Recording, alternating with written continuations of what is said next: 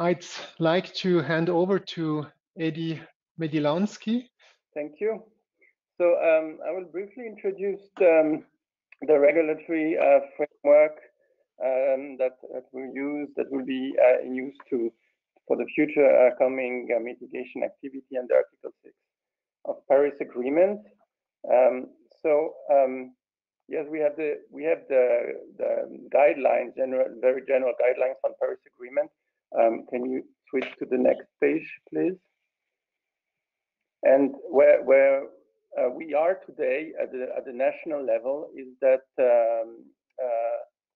recently, a month ago, the new CO2 law has been passed in Parliament and has been published. You may have seen 1 week ago the first bilateral agreement for cooperation under Article 6 of the Paris Agreement was signed with Peru. And that was for the recent past, and for the future, what we will do in next year is to finalize the ordinance that will be the ordinance on the CO2 law that is planned to take effect on 1st of January 2022. And that's the plan. We have one question mark at the moment in Switzerland also is an announced referendum against the CO2 law. But if this referendum does not pass, then the plan is that both the law and the ordinance are take effect on January 2022.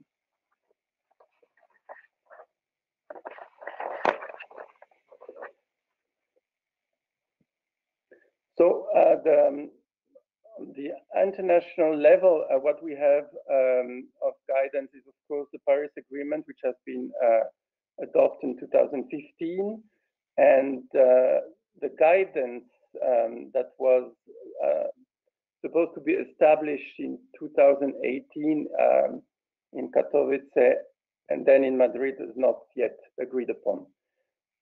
So what we have for cooperation with other countries for cooperation under Article 6 is mainly this Article 6.2, which says also that we will have to be, this cooperation will have to be consistent with the guidance that that is still to be adopted, but activity can start before that. So the work actually that we do for preparing our bilateral agreement is the Article 6 of the Paris Agreement and the guidance draft text.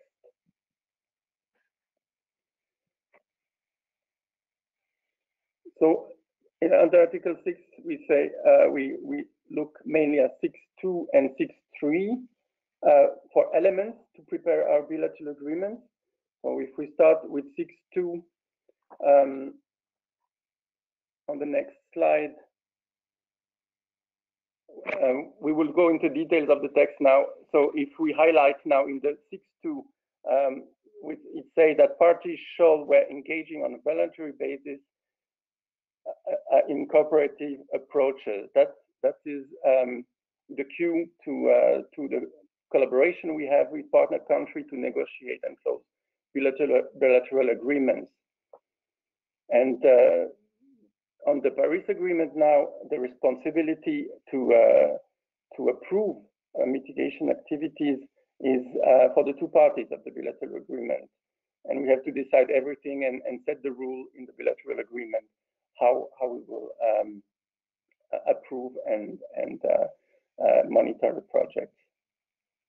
So it's a case-by-case analysis for the programs that are submitted. There is of course interaction also between government and private sector in the important phase, in the first important phase of authorization of the mitigation activity. Also on the 6.2, we see that one objective is to promote sustainable development. That's already a core requirement in the Swiss CO2 law. that says that emission reduction activity shall contribute to sustainable development on site. And to promote sustainable development, also each party, each country have their national requirement that can detail how they want to do it. And one also requirement is that there is no violation, no evidence of violation of human rights to approve activities and transfer of ISMOs.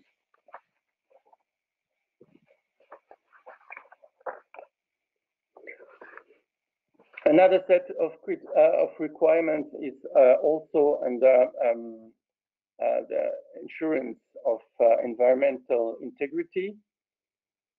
So that's these requirements are, for instance, that emission reduction will be considered from 2021 onwards, and ISMO should be used within the same NDC period in which they are achieved. One important criteria also is the financial additionality that is also mentioned in the Swiss law. So it's mitigation activity are approved if they can show that they would not have taken place without the possibility to sell the ISMOs. The conservativeness is seen in the setting of the baseline, and the amount of emission reduction estimated to try not to overestimate the emission reduction that are planned with an activity, and specific technology, specific sectors also could be excluded. There is also a differentiation of financing, so the attribution of mitigation outcome should be allocated to compensate should be allocated according to the obligation of compensation of the motor oil industry, and differentiate from classical climate financing under ODA. So that was for the main elements of 6.2 and 6.3. The key on the next slide, the criteria is the avoidance of sorry, no. One back, please. Yes, the avoidance of double counting. That's also under 6.2. This also is how, for this avoidance, this is how we establish the corresponding adjustment in the bilateral agreement. So now for 6.3, it's where we see that each project requires authorization of both countries. This is the starting point of implementation, and this authorization of both countries gives certainty that in the end ISMOs will be transferred. So there's no, with the bilateral agreement, there's no obligation to authorize for both countries, but once both have authorized a mitigation activity, there is a certain investment security that say that all the other steps of implementation will follow. And you can go, I think, to now the final slide, where you have the main block of the bilateral agreements. The main steps are the title in color. It's first the authorization, then the monitoring, review, and verification of the mitigation outcomes, the recognition of transfer of mitigation outcomes, and finally reporting and corresponding adjustment. And once, as I said, once the authorization is done, no obligation for that, but once it's done, the following steps should follow automatically if everything is done accordingly to the initial authorization. So that was a brief overview. Now I don't know if you have a question at this stage or you want to do them after the presentations.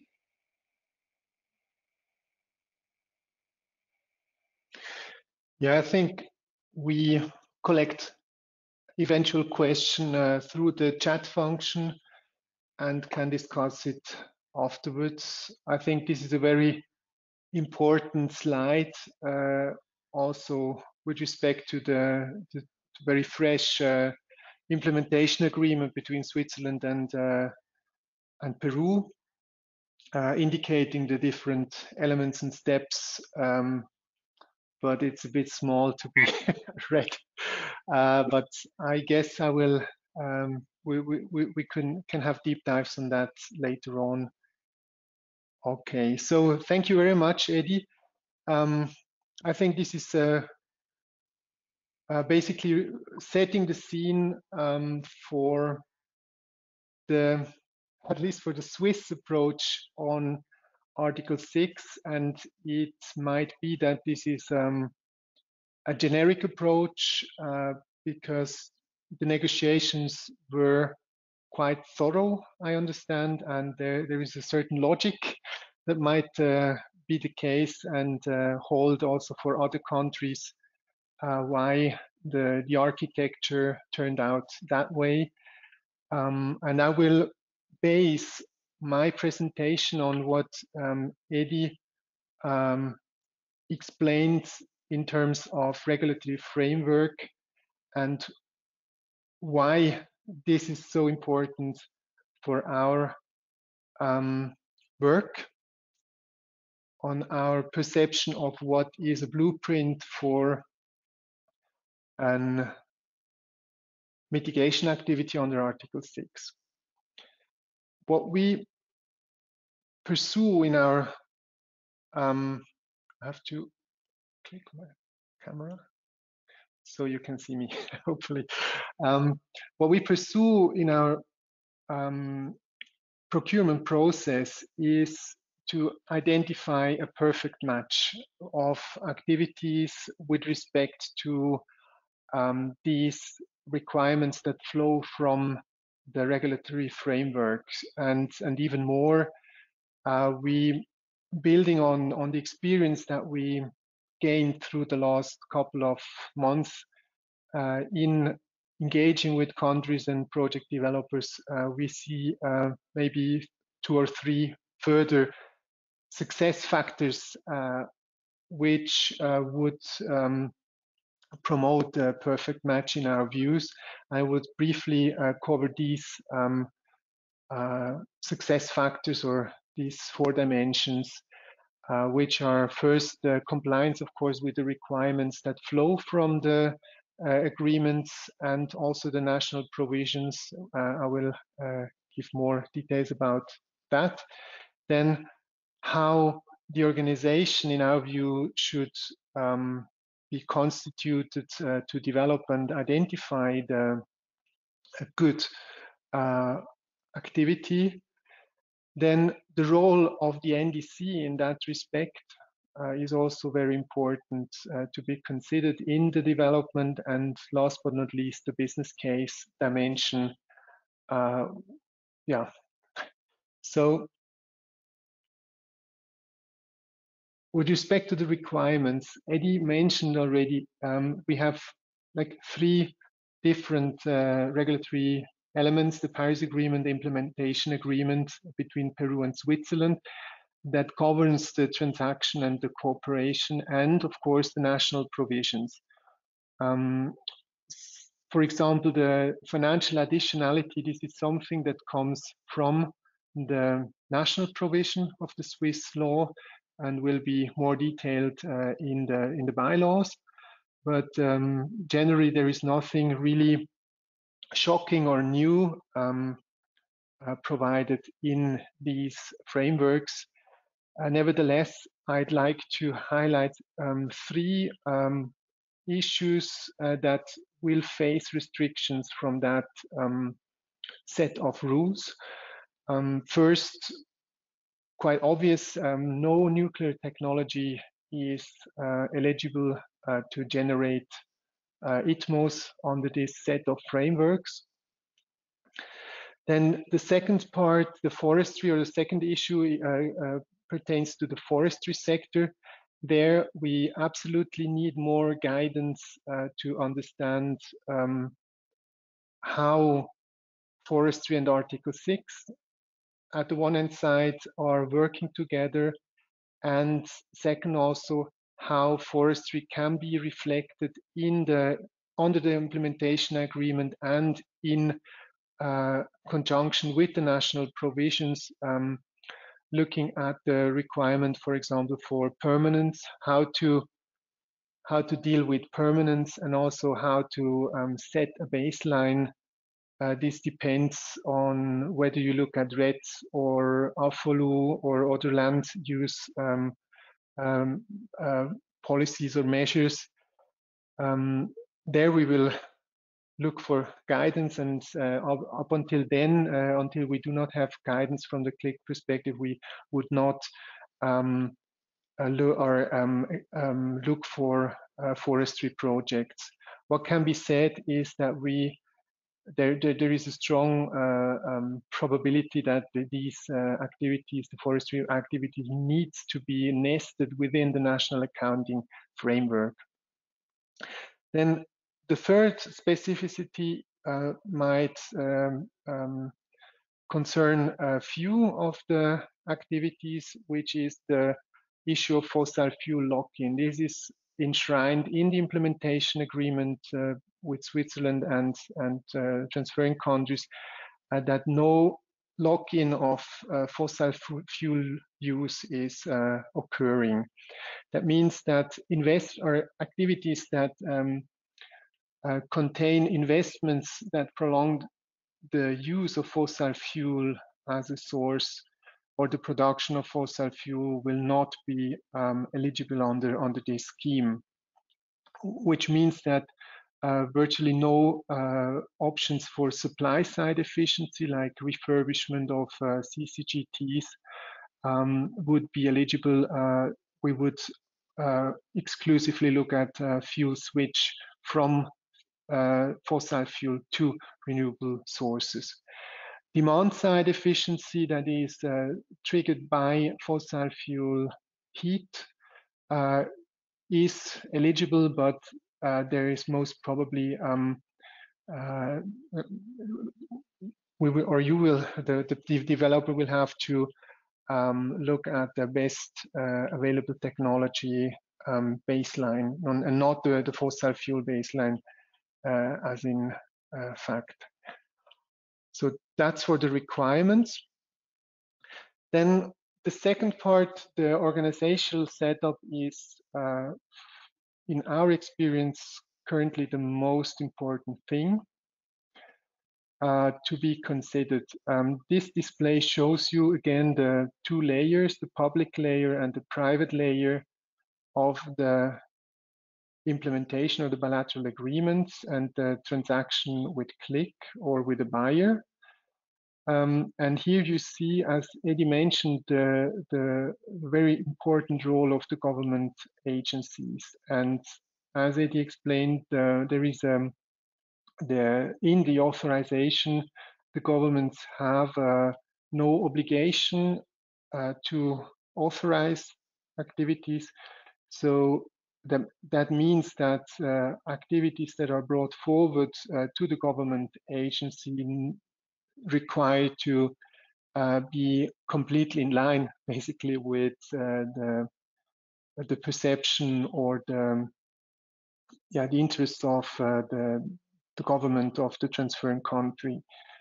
And therefore, it is absolutely key to start with a setup that includes from the inset the national bodies. As I said, the national bodies, they rule or they govern different or a multitude of decision points, not only the authorization, but also even the endorsement to develop and register specific activities and sectors at that point. And also, they are involved to define what's the NDC package and what is not intended to be covered under the NDC policies. And therefore, it is very, in order to be clear about what's the ITMO component of an activity, you need to know what's the NDC package. And here, the government bodies, the national bodies need to be involved very early on. And another element is that the activity should rely on national processes. Some countries do have domestic offset schemes, even ETSs. They have specific approval processes pertaining to the climate change issues. They have standardization bodies, and of course the policy making, the laws and decrees. It's very important in our view to base these the development, identification, and further development of activities on national structures and national decision bodies, such as climate change committees that are cross-ministerial, for example. Good. Then, in our view, a very important thing as well, the NDC, or one of the most important things. From also going back to our experience working with project developers, the first thing to be very clear about is Article 6 is not about reaching the NDC. It's about exceeding or creating something which is in excess or beyond the NDC, because we, under this setup, we do not want to compete with the domestic policy in the ability of the country to meet its NDC. So we are looking actively for mitigation opportunities outside of this NDC package.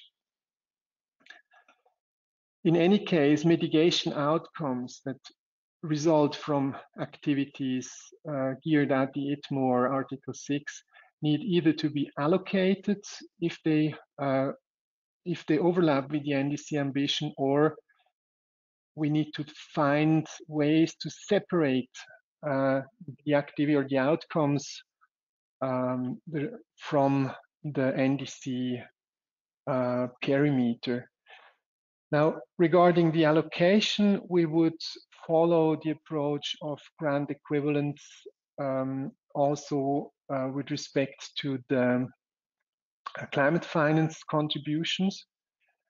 And in that way, the country still has to look at opportunity costs if they forgo options or opportunities to reach its targets. And of course, the discussion about overselling needs to take place.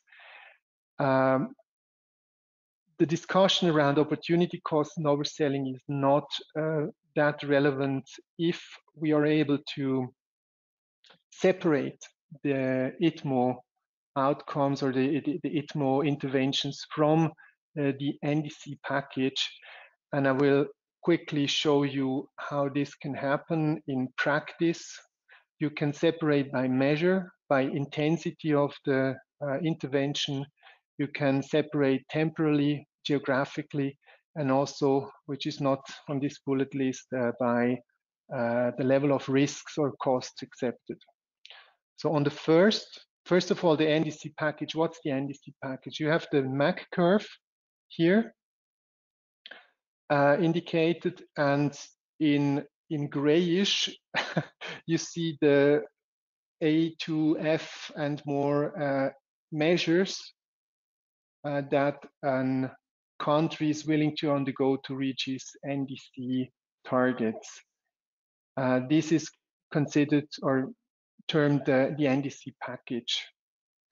Now, if you look at activities that are beyond this package because they are simply too expensive and not really needed for the country to reach the targets it has established, you can avoid and separate clearly from the NDC package. This could be first of its kind activities. It could be a building standard which is implied by the NDC, but overachievement could be credited under Article 6. And also expensive technologies that are not carried, for example, by a measure. It could also be under a domestic offset scheme, such as in Colombia, where there is a demand at a specific price. There are technologies that do not or cannot be supported with this price, and here the domestic offset scheme could be used to acquire mitigation outcomes from specific more or too expensive technologies, as an example. Then separation by intensity. Poor households for which the NDC support is not sufficient could be reached with an extra provision or an extra program which offers more support or more intervention. And there would also be in tendering schemes or tendering setups the possibility to have national tenders, and the subsequent marginal bidder that did not could not be considered, they could be considered as a next under the ITMO scheme. Then very obvious regions that are not covered by the NDC, such as regions A, B, C. There might be another region which is not considered by the measures or programs, national programs. These could be easily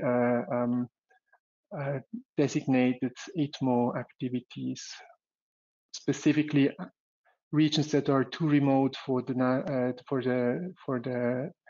national policy, are too expensive to really put a lot of efforts.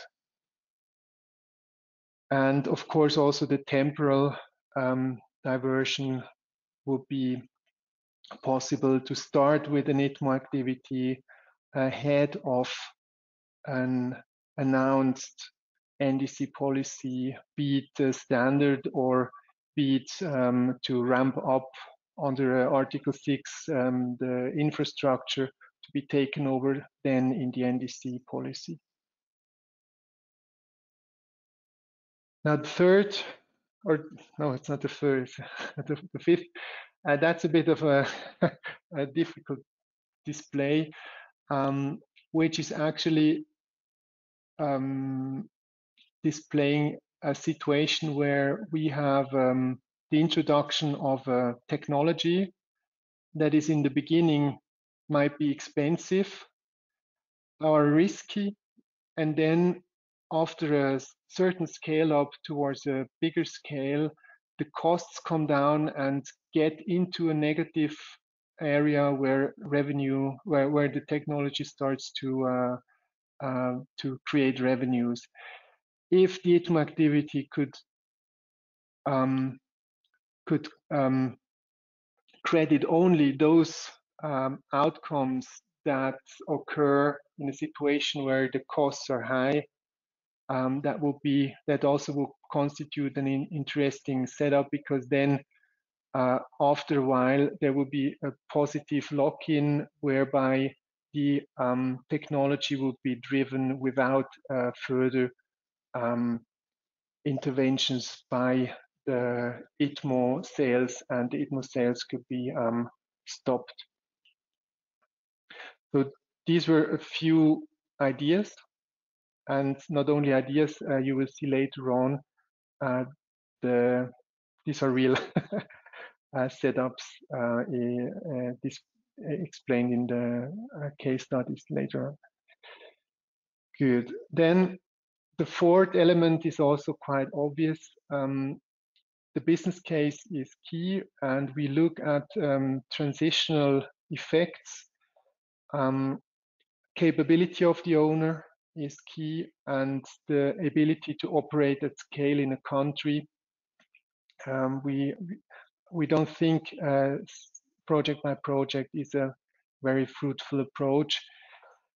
Then second, a major revenue stream through the product sale is might be important to again secure a margin when the markets mature and allow for sustainable operation without Article 6 support. Excuse me. And there is an option for collateralized lending when a second revenue stream is available through the sales of products. And another possibility is to pioneer and establish new markets, linked markets, to unlock value added. And again, here you will see later on an example for that one in the case of the biogas activity. Good. With that, I would like to conclude and give over to the next speaker. We now have two activities, real activities under development. One is electric vehicle program in Thailand, which is being under development in the context of the piloting of the Swiss Federation and the Climate Change Foundation. And the other one is an activity which is the development is supported by the KliK Foundation under the regular procurement program, which is the biogas program in Senegal, which is also on a more mature stage. And I'm happy to hand over to Ingo. Thank you for the opportunity to present the SHIFT program. So SHIFT is under development in Thailand, and it's using transformative carbon finance to accelerate Southeast Asia's energy transformation by financing the convergence of e-mobility, storage, and variable renewable energy generation assets. I say Southeast Asia. We're starting in Thailand. The ambition is to roll this program out on a regional basis. So our innovation in this is that we use carbon finance to de-risk early investment into battery swapping infrastructure, whereby the financing is paid back in emission reduction. Of course, I don't have to explain that now. And it's happening at the intersection of the power grid, electric mobility, and the use of variable renewable energies that create multiple revenue streams for shared batteries, contributing to their viability after the initial hurdles, investment hurdles into the green infrastructure have been overcome through carbon finance. Actually, this is a slide that goes with what I just said now. So we're using carbon finance to de-risk the early commercial investments. And then once we have overcome that, we have the drivers who then have access to battery as a service model, reducing the capex for the use of electric bikes to a level that is affordable to them and allows them to save money for the moment they start using it. Then we have the owners of shared batteries who basically get the usage fee from the shared batteries. Then we have the charging station operators who will start to make money once the charging station infrastructure is used above a threshold level that we compute with around 120 EVs per square kilometer of coverage area, which breaks down to, for the kind of stations we want to build, small stations, to spend 20 swaps per day and station. And then the commercials over time will get better as innovation reduces battery costs and increases the number of charge cycles that the battery can complete. We set this up, and this is now very important for implementation purposes, as a two-phased program. We have made the experience that the counterparty here, in this case the Thai government, is not comfortable with launching a program including international transfers when this whole concept is new. So the way we resolved it is by creating a pilot program that does not include international transfers to deliver a proof of concept. The scale of the pilot program is about 1 million Swiss francs in carbon finance, with a $30 million overall capex, leading to about 190,000 tons of emission reductions. And then you see here some specifics. So it will be in the 30 square kilometers of urban area, 16,000 bikes delivered, powered by 36,000 batteries. Focus here is to build partnerships and to secure access to financing also for the motorbikes. This is executed through a bilateral letter of intent between Switzerland and Thailand, which is under preparation but has not yet been concluded. The carbon credits are originated domestically, and no international transfer is foreseen.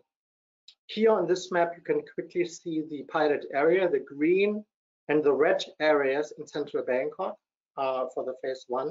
And then the expansion areas are the orange and the blue areas. The orange areas would be with an integration to a new light railway line that is being constructed. The expected learning experience of the first phase is really just to test the feasibility of the concept. Do the bike drivers like the e-bikes? Do they accept batteries as a service, as a model? Do they want to do battery swapping, or do they prefer charging at home? Launching this as a first digital program under the Thailand TVER standard, and I'll come to that in a second. And then when we come to the second life of batteries, is there a demand for second life batteries from electric motorbikes as a distributed battery energy management asset in the power grid, to store solar power during the day and to discharge during the peak hours, which are here in the morning and in the evening when the sun is not shining. Then if that goes successful, we'll go into phase 2. In the commercial phase, which is also including international transfers. So it's a scale-up where we look at another 19 million Swiss francs of carbon finance for total capex of about 100 million and an expanded area under a bilateral agreement that is to be concluded on the basis of lessons learned during phase 1, if that goes well. The expected outcomes here is to scale up the popularity of EV, to also establish Thailand as a production hub for electric motorbikes, to partner with the energy players, and to scale up the delivery of mitigation outcomes and put in place the first larger scale second life battery for grid management purposes. I think what is interesting is the carbon credit transfer process in phase 1. And then subsequently in phase 2. So in Thailand, we are very fortunate to have a domestic carbon standard of high quality, which is called the TVER program, Thailand VERs, which is governed by the Thailand Greenhouse Gas Organization, or TGO. So it's run like a program of activities, where SHIFT is acting as the CME, the coordinating and managing entity. Basically submits data to TGO, which then issues a carbon credit, which is then issued to the account of the SHIFT program in the Thai VER registry, and then transferred to the Swiss buyer into a Thai account, into a TVER account within Thailand in the name of a Swiss buyer. So that's where they are sitting. Now, if there is a launch of phase 2, we still have basically domestic transfer, so that has not changed. And then under a future bilateral agreement between the parties, as a political agreement, there would be the international transfer and reporting. Now, what's interesting in this one is that the carbon credits, the TVERs, are actually only transferred to an account that still sits within the Thai VER registry, but it is the bilateral corporation corresponding adjustment account. And it's a transfer to that account that is documented, and that becomes the basis for reporting under the UN biannual reporting requests. It's a very transparent process. It does not require the international transfer of a carbon unit, but only the domestic transfer and only the submission of documentation that the transfer has taken place, which means we can do this in a way that is consistent with all of the criteria that were mentioned earlier, and also with actually the current shape of the Article 6 design, and an extremely light infrastructure. So now in relation to the NDCs, so here we have the activities that are taking place. We have drivers driving electric motorbikes, replacing the use of gasoline through the use of a battery that is using either grid electricity or solar electricity, like directly connected to the charging station, or a mix thereof. So then here we look at the, like the NDCs, we look at the fuel displacement effect. That's about 1.6 tons per year per driver. The drivers we're talking about are the drivers that are the highest users of the motorbikes, namely the delivery motorbikes.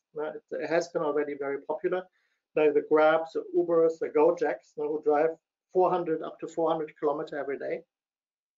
That amounts to about 1.64 tons. And then there's an energy displacement effect. So if these batteries are charged using grid power, there is an increase of emissions of about 0.6 tons per CO2 per year. And if it's on solar, it's 0. And then we have a second effect for the battery effect from batteries that are in their second life, that improve grid flexibility. So they are used to store surplus solar energy that is generated during the day. They can also store electricity from hydropower during the night, and they discharge during peak hours in the morning and in the evening, replacing all fossil reserve margin assets, reducing emissions by about 0.7 tons of CO2 on equivalent energy amounts. So here, just to explain the effect a little bit more, we in the top box on the right, you see the charging and the discharging of the batteries. In the evening hours, it would be on hydro base load, and during the daytime, solar surplus. And you see the effect of smart charging on the load curve and the meeting of the load with generation assets on the bottom. And here you see this is modeled by the International Energy Agency for Thailand. So you see the drop of demand from generation assets that's now met by batteries in that marked by those arrows. In total numbers, so we're starting with a pilot with 16,500 vehicles. The Thai NDC for privately owned motorbikes is very, very low. It's just kind of like just a pilot testing. So the first 600 tons per year are accounted for in Thailand's domestic NDC, and then everything above that is surplus to the NDC. That in the pilot, that's about 26,400 tons per year. On the energy side, we have the like a zero effect if it's completely charged off of solar, and about 10,000 tons if all of the batteries are used charged on the grid. Then in addition, so that's basically, and that's at 0.08 vehicle penetration. Now, if we scale that up, that is of course our intention, and we get to and here's a round number, 1 million EVs.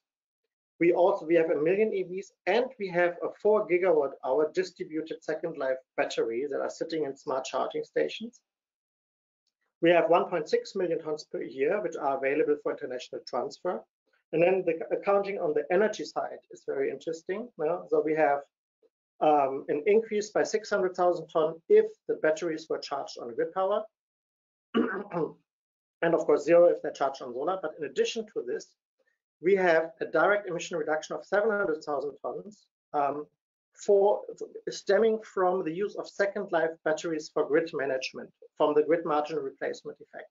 And in addition to that, because the grid is now more flexible, we get another 7.8 million tons of CO2 reduced because the grid now has a higher capacity to manage variable renewable energy sources for power sector use. No? And we are claiming only the number circled in red, no, for international transfer. The additional amount, the roughly 7.9 million tons on the energy side, are fully contributing towards Thailand's NDCs, but they are unlocked through the intervention on the transport side. So if you and now look at the financial analysis just on the value of the battery for the system, no? In this slide you see from left to right, no? The expense this is in million Thai baht per 1 megawatt hour of battery capacity that is participating in this scheme. We have a total capex of around 18 million baht, which is about 600,000 US dollars in capex. Then we have a 24 million baht benefit that is from fuel savings from the batteries. And then we have a small benefit, which is the solar power that commercial and industrial rooftops operators, solar PV operators, are not able to use in their own factory, are not allowed to sell to the grid, but can now use it to charge batteries on premises. So this is the use of motorbikes by factory workers, no? So they can monetize something that they didn't weren't able to monetize before. Then we have the value of the flexibility services for the grid operator, the value of the mitigation outcomes. So this is from these last three revenue streams are from the use of second life batteries for grid flexibility. And then we have the third, the indirect effect that amounts to the above mentioned 7.8 million tons, which is the increased grid flexibility, allowing for an increased supply of cheap solar power into the grid, with tremendous system savings for consumers and for the utility, and with a very substantial value of the mitigation outcomes, which in this case is attributed to the domestic NDC. Okay, this is our team that's working on this right now, if you're interested and if you want to get in touch. Thank you very much, and back to you, Mischa. Thank you, Ingo. This is again a very inspiring presentation,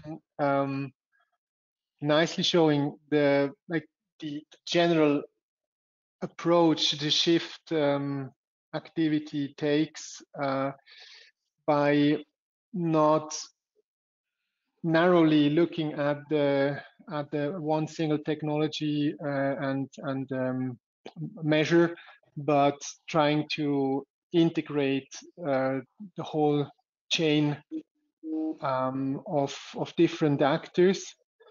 And there is in the chat function, there was a vivid discussion about numbers and also a question of methodology. I do think also for fairness, we will touch upon those questions. I noted them later after the next presentation. And yeah, I think without further ado, I'd like to give the floor to Leo. Thank you, Mischa. If you can make me a presenter, I will be able to share my screen. You should be able now.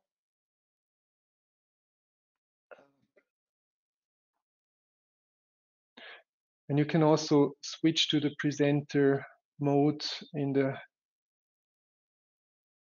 PowerPoint application, so we see the whole. Yeah, I'm trying to. Yes. Yeah, excellent. Can you see the full screen now? Yes. Over to you. Perfect. Thank you. Good morning, good afternoon, and good evening, everyone, wherever you are. Let's now travel or virtually travel together from Thailand to Senegal in West Africa and talk about the Senegalese National Biogas Program and the opportunities it represents for the KliK Foundation. My name is Léo Mongendre. I'm a senior consultant at Climate Focus, and I lead a consortium that includes climate focus, carbon limits, and African energy environment. We've been mandated by the KliK Foundation to develop an Article 6 activity together with the Senegalese National Biogas Program that should result in the generation and transfer of ITMOs from Senegal to Switzerland. I don't know to. Oh yeah, all right, sorry. Perfect. Let's have a bit of a background and look at the situation in Senegal regarding fuel use and therefore the underlying reason for the potential of biogas in the country. So as you can see from the little charts below at the bottom here, firewood and charcoal are by far used in the vast majority of the cases here. Firewood mostly in the urban areas in the rural areas of the country, and charcoal in the urban areas. And both biomass fuels are unsustainably tapped from Senegal's forest and represent a massive threat to the environment. So against this backdrop, biogas is a clean alternative for cooking purposes. It could also be used for other activities like lighting and electricity generation, but this is not covered by the activity we're talking about today. Just to give you another of an idea of the scale for the potential of the technology in Senegal, a recent study has concluded that approximately 400,000 households, which is over 3 million people in average, could benefit from using a biodigester, and by benefit means like their household will meet the necessary criteria for a successful experience, like owning the right amount or the minimum amount of animals and access to clean water and so forth. So there is a massive potential in the country here.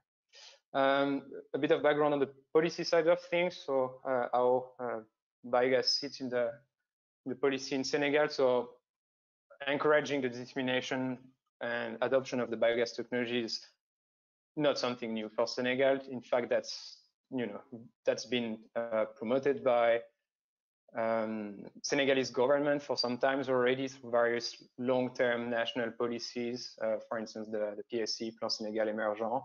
But more importantly for us, since 2009, Senegal has created the PNB-SN, which is the National Domestic Biogas Program that sits under the Ministry of Energy of Senegal, and it has been tasked with promoting the technology, supporting the market, and fostering the installation of biodigester across the country. Something really important to note as well is that the implementation of domestic biogas is also explicitly mentioned in Senegal's NDC documents in the form of a quantified unconditional and quantified conditional target in terms of implementation until 2030.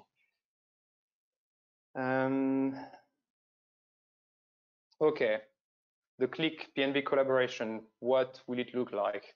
Well, essentially, it will be a matter of supporting Senegal going beyond the level of ambition of its NDC and aiming to deploy 52,000 units or more over the period 2021 to 2030. By doing so, this will not result only in greater environmental impact, but also generate various direct socioeconomic co-benefits, such as, for instance, the expected creation of 500 skilled jobs, 50 biogas enterprises, and perhaps in a way, importantly, or very importantly, for this program, the generation of approximately 3 megatons of biofertilizer per year, biofertilizer that can be used to replace industrial chemical fertilizer. So as we'll see in a minute, this part is very important to the program. Brief words on the technology. Well, biogas, I'm sure that most of you have heard of biogas. They come in all shapes and size. And one of the role of the PNB-SN is to test options available in the market, evaluate their relevance to the Senegalese context, and eventually approve their installation under the program. There are a couple of examples here in pictures. Traditionally and in the past, fixed dome brick layer digesters, the picture on the left of the screen, were the norm, but newcomers have started to appear on the market and can offer significant benefit when it comes to installation, the time it required to installation. Obviously, you can imagine that options onto the right-hand side of the screen will take much less time than like building the one onto the left, but also in terms of ease of use, in terms of reliability, and in some cases in terms of efficiency.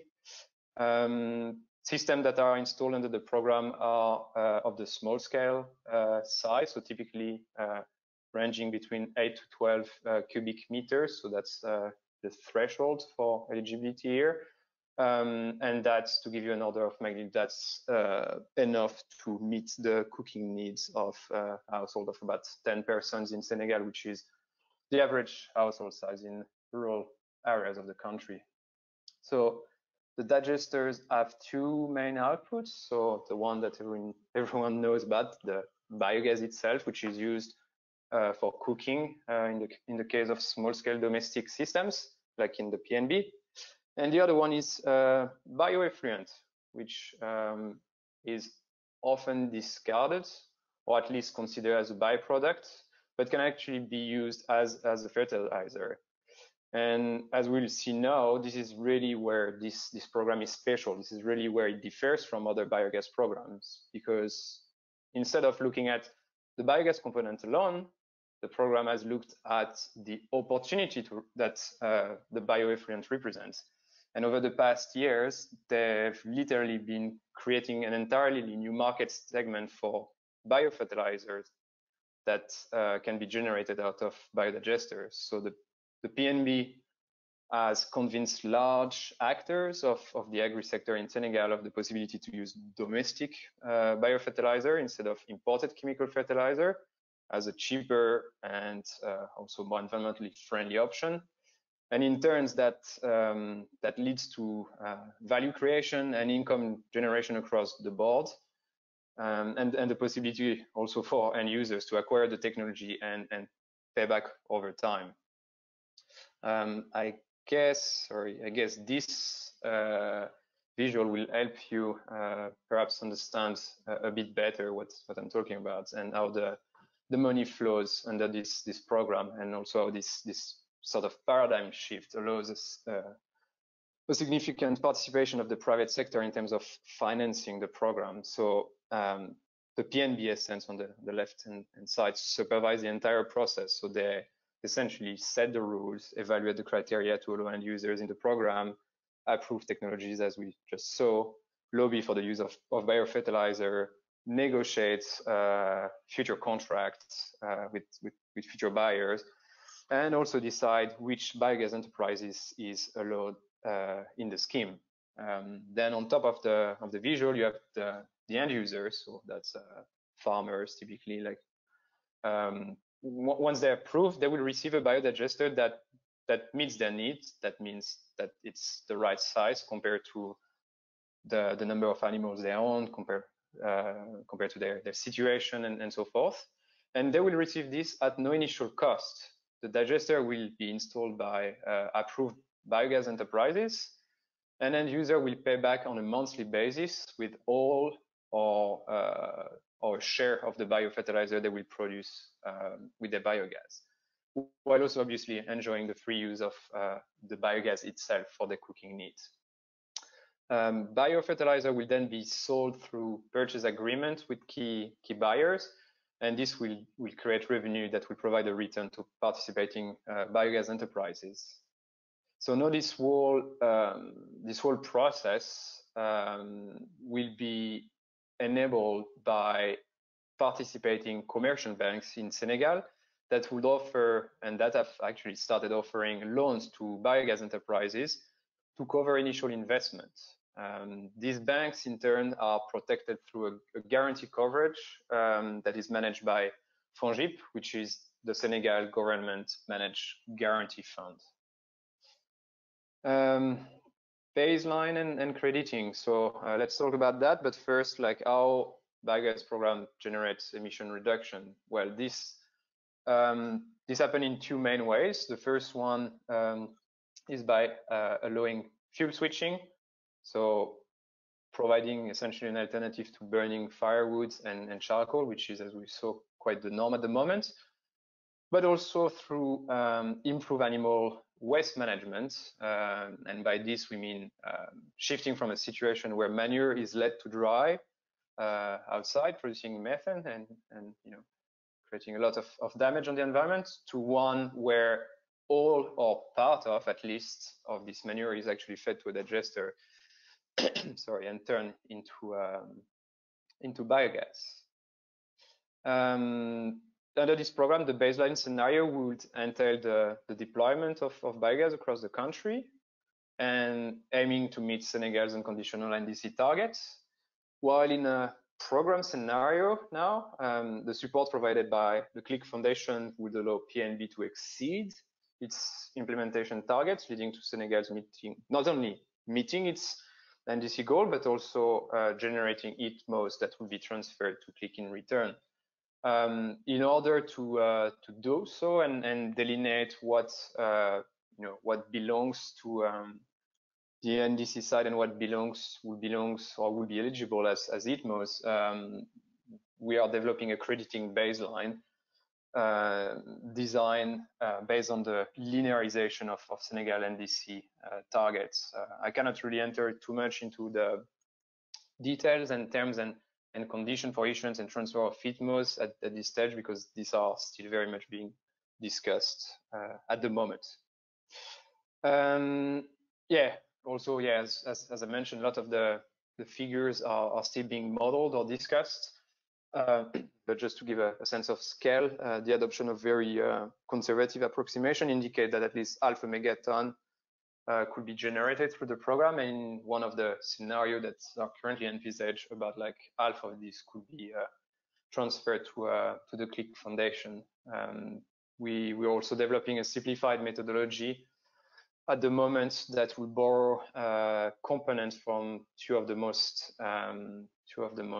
applied methodologies for biogas programs, so the CDM MS2G and the gold standard TPDD Tech methodology. And we are designing them and streamlining a bit the MRV process and tailoring them to the context of the PNB program. Business, so let's quickly go through that because I've mentioned part of it already, but in a nutshell, the PNB has created a unique market segment in Senegal for biofertilizer, and that allows income generation across the entire supply chain and significant involvement of the private sector. And private sector participation is ensured through the setup of a guarantee fund managed by FONGIP that will provide full guarantee on loan principal in case of default.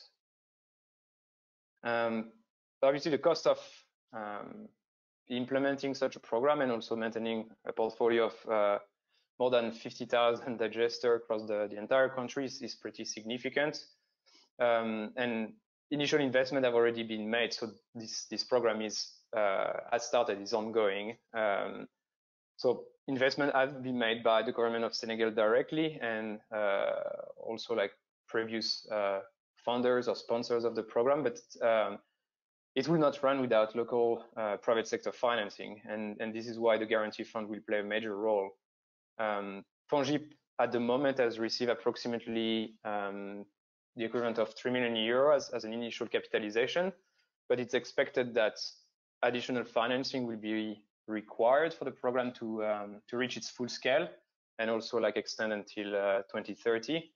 And this funding gap is the opportunity for the KliK Foundation to participate and contribute to the success of this program. So like taking the visual that we've seen earlier, it shows where the KliK Foundation will contribute. So essentially, by allowing the development of this collaboration we are talking about now with PNB, the KliK Foundation will essentially like pave the way for a series of MOPA that will help recapitalizing the guarantee fund through time until 2030.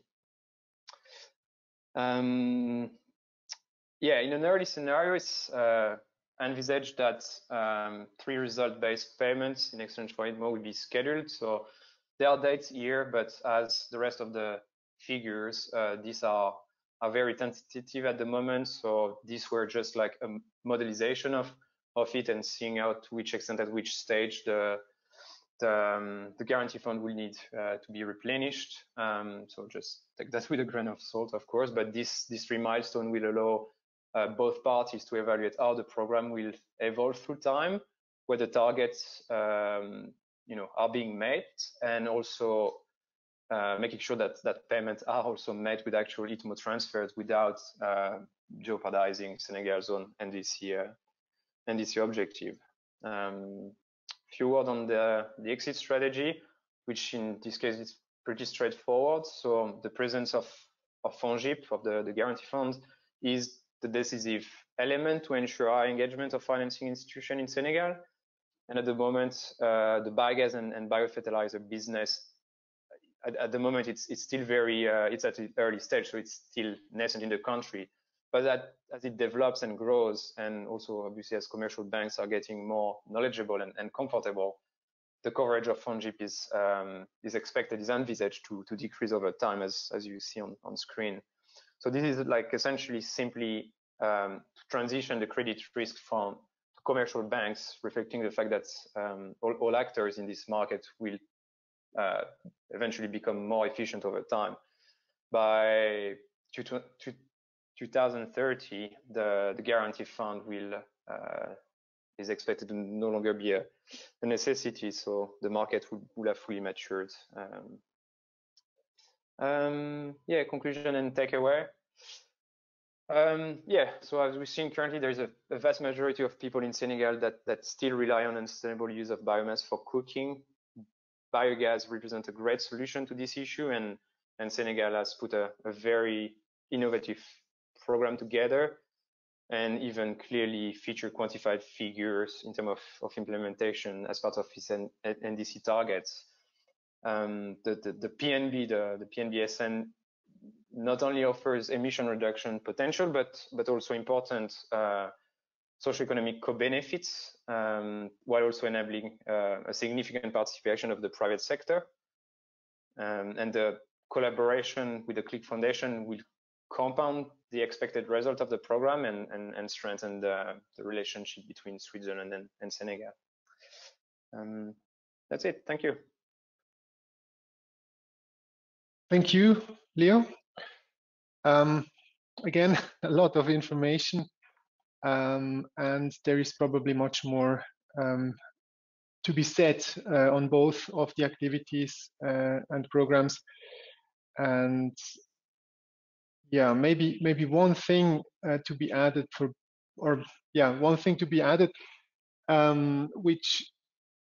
which is of which impresses me, or is of high importance to us as well, is that in both cases the activities based on domestic structures. In the case of Thailand, there is a strong reliance on the TVR scheme, providing for a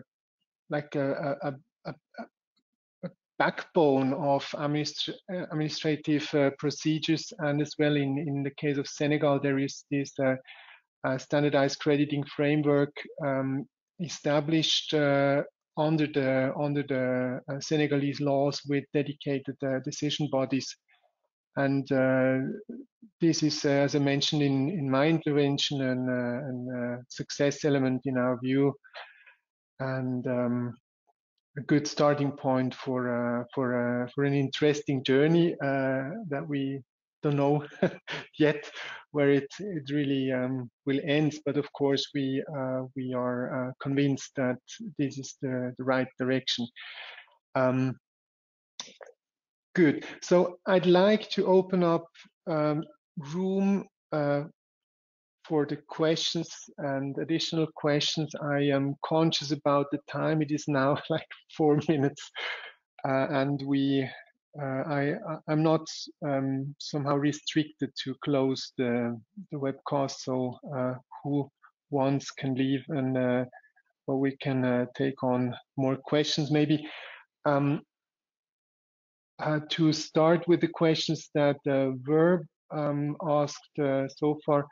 With respect to the two activities, I'd like to pick the ones on the PNB first, because I think they're also quite straightforward to respond to. The first one is the question about the payments of the households for the biodigesters, why they do not have to pay anything. Because studies show that if they don't have to pay anything, they would the intervention would be not be lasting or sustainable. This one goes at Leo. Okay. That is true. I mean, this is a fact.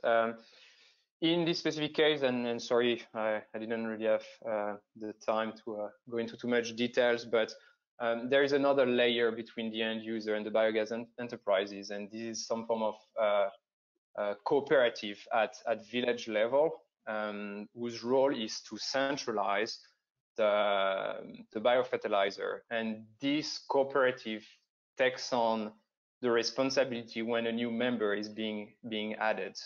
So that way, if one new member, so first off, the PNB is vouching for every single end user. So they will do a research, and this is a bit of a process. So it's not like everyone can just like fill in a form and then the biogas enterprises will come with a biogas the next day, install, and here you go, and at no cost. So this is a process. There is an onboarding process whereby the PNB representative in whatever region the new end user is will get in touch and discuss the process of using the digester. They will make sure they have the minimum number of animals, that they have access year-long to water, which is an important element in generating biogas.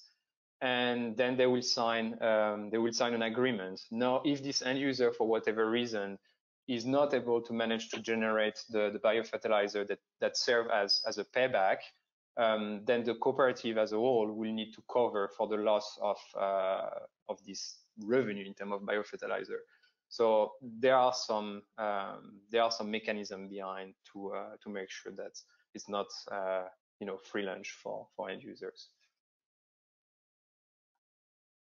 Yeah, I think, as I understand it from a more higher flight altitude, the fact that additional revenue is accessed by linking the fertilizer market and the biodigester market, that is enables, so provides exactly. So this indeed. So depending on the size of your biogas, you will be able to generate a certain amount of biofertilizer. So now in your contract with your cooperative and with the biogas enterprises, you will have to agree on a certain, just like when you do a regular loan with money, you will agree on a payment on a monthly basis. So at the beginning, this payment will go towards paying back the price of the digester. But first, when you will take like the larger one in the spectrum, you might also be allowed to have part of this converted into actual money.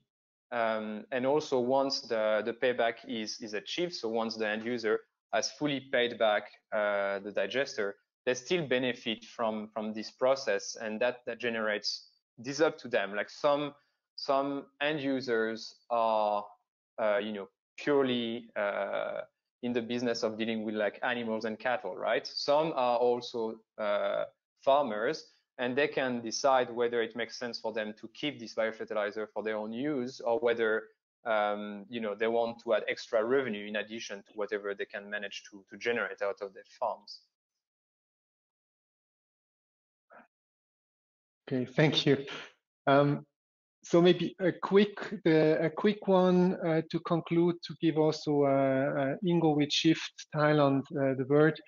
The second question or complex of questions surrounds the accounting of manure management. So the question is, what's the relation between fuel switch and manure management in terms of abatement or CO2 outcomes or mitigation outcomes?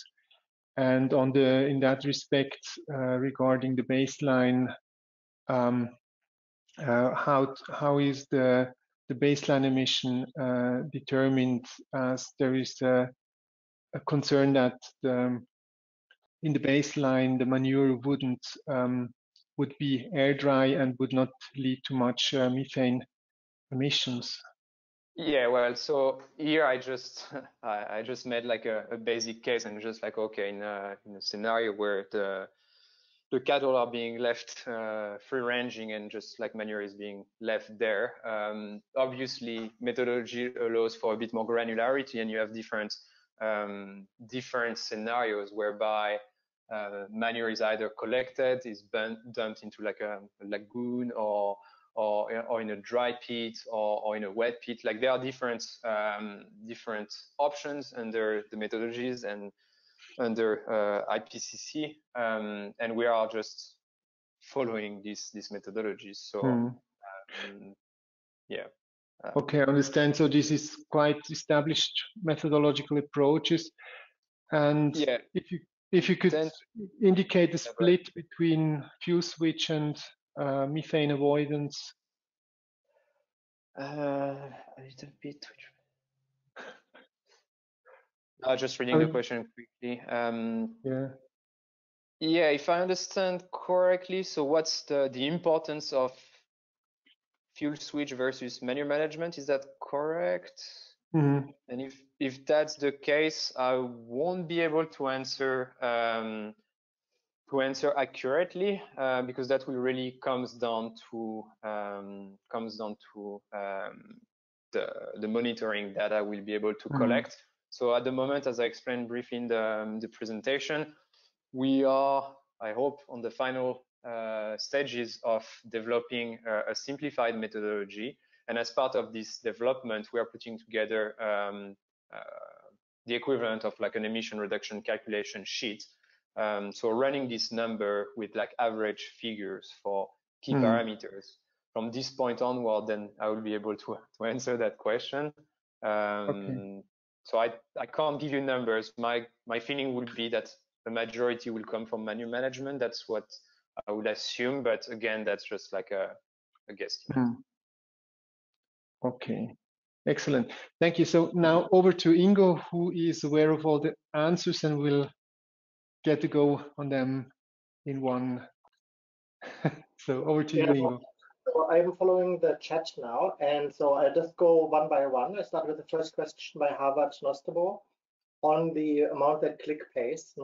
So phase one is 1 million Swiss francs, leading to an emission reduction of 190,000 tons over 10 years. But we have not done the MOPA yet with the CCF, with Climate Transition Foundation.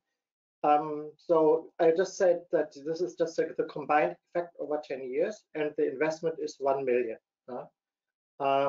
And then basically the scale up, and the 30 million, the capex is not from carbon finance, that's from other financial sources. But the ratio to look at is roughly 1 million Swiss francs, 190,000 CRs over that duration from that first phase. The Paola Dario, the methodology. So we are modeling it on AMS3C from the CDM, but it will be a methodology that is been approved by the Thailand Greenhouse Gas Organization under their TVER standard. So it will be a slight deviation of that. And I think the most important deviation is probably going to be that we are going for a digital method. That means that the collection of data and as much of the process as possible is digitized to accelerate the issuance process and to reduce transaction costs. So that's still also that's going on. Then Jörg, of course, very honored to have Jörg also in the car with the, I think, acknowledged guru on all things electric mobility and carbon. Yes, basically the numbers that you display is roughly right, but of course multiply by 10 years, and then I think it makes all sense. Then the next point is interesting also by Jörg on the charging stations are enablers. No? It's true. But we look at it really from the perspective of the green infrastructure and on a system perspective. No? And basically the additionality or the intervention that requires kind of like support is the early, basically the critical density to achieve the critical density on charging station infrastructure. But it's true, the mitigation comes from the vehicles, and the data that we are using to calculate the mitigation benefit comes from both the vehicles and, of course, the battery use. No? Also understand that for this business model, the batteries, the shared batteries, are actually managed by the charging station operators. No? So they're actually managing the asset, no? And they might own the asset, the battery asset, as well as a charging station asset, but it could also be separated ownership. No? You can imagine that this gets capex intensive very, very quickly, but we allow for all of that, and we just put like the system boundaries, like literally around the whole system. But of course, we need to put the money where the need is in terms of the getting this whole thing started. No? I think that's now I got the questions to me. Back to you, Mischa. Thank you, Ingo. I think that was clear. Yeah, so there is one last question to be answered still by Supanut. And if there are no further questions, I think we could then come to an end. And I think the question of Supanut was regarding the PNB program, and the question how to determine what's an NDC surplus and what not. This is a specific task within this activity or this project, this development project that mainly pertains to the work of the two governments. There is a variety of like techniques to determine what's the trajectory of the PNB under the NDC assumptions, and what would constitute an additional biodigester that could be credited, or whose output could be credited. And this is still an ongoing process, of course, but this is ultimately matter of the two governments to decide. This is a political thing, and of course there will be corresponding adjustments, and therefore Senegal will be very conscious about how to do this attribution. So this is, I think, more we cannot at that stage say, and of course this will be very interesting also as a further stepping stone towards an further streamlining of Article 6 activities, to establish techniques on how to draw the line between national ambition and additional ambition under Article 6.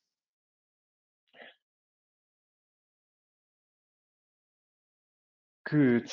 So I think there's one question still, the difference between a VCM gold standard project and ITMOS.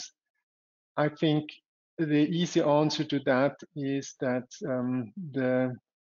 in the case of the gold standard project, the owner of the standard is the gold standard organization, and in the case of ITMOS, the owner are jointly the two countries that authorized the activity, and through the authorization they authorize the methodology, and basically they are in the frame of what the bilateral agreement, the Paris Agreement, and the national provisions